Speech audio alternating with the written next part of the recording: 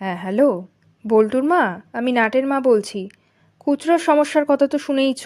বাজারে কেউ খুচরোই দিতে চাইছে না, তাই আমাদের বাজারও করা হয়নি। হ্যাঁ দিদি, আমাদেরও তো জল দিয়ে যায়নি, কারণ ওরাও খুচরো নিতে চাইছে না। ঠিক আছে, তাহলে তোমরা সবাই একসাথে চলে এসো। হোটেলে অর্ডার দিচ্ছি, একসাথে আজকে ব্রেকফাস্ট আর লাঞ্চটা করব। এইভাবে তো আর চলবে না রে, যেখানেই যাচ্ছে আর কেউ খুচরো দিতে চাইছে না।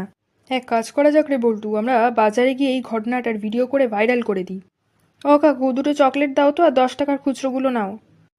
খুচরো চলবে না, দিলে 10 টাকার একটা নোট দাও, নাহলে চলে যাও। রেকর্ড হয়ে গেছে। এবার বড়বাবু আর এসপি সাহেবকে পাঠিয়ে দিই। নাট বল্টুর করা ভিডিওটা দেখে বুঝলাম আমাদের অঞ্চলে কত বড় ইলিগাল একটা কাজ হতে চলেছে, আর দিনের পর দিন সাধারণ মানুষকে সমস্যায় পড়তে হচ্ছে। আপনি অ্যাকশন নিন, কুইক।